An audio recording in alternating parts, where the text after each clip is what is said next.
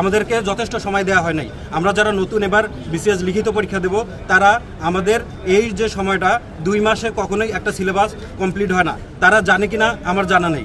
তারা শুধুমাত্র তাদের একটা স্বৈরাচারী মতো মনে করতেছে যে আমাদের তারা একটা অনেক সময় দিয়ে ফেলছে, কিন্তু এটা আমাদের জন্য মোটেও যথেষ্ট সময় নয়। আমরা এই যে সময় পেলাম না, এর প্রতিবাদে আমরা এখানে বসছি। তাদের দ্বারে দ্বারে আমরা অনেক ঘুরছি, কেন্দ্রে আমরা ছিলাম, আমরা শাহবাগ, যমুনা সব জায়গায় গেছি, আমরা পিএসসিতে গেছি, তারপরেও তারা কোনো ধরনের আমাদের সাথে বসেনি, আমাদের সাথে কথা বলেনি। মনে হচ্ছে যে আমরা তাদের একটা খেলনার পুতুল এইরকম করে আমাদের ট্রিট করতেছে। আমরা তার প্রতিবাদে আজকে ঢাকা আরিচা মহাসড়ক অবরোধ করতে আমরা বাধ্য। গত 1 মাস ধরে আমরা রাজপথে আছি। আমরা পিএসসির সামনে বেশ কয়েকদিন গেছি, সেখানে পুলিশ দিয়ে আমাদের উপরে আক্রমণ করা হয়েছে। তো আমরা এই বিষয়টা আশা করি না যে 24-এর বাংলায় এসে এরকম ছাত্রদের সাথে বৈষম্য করা হবে।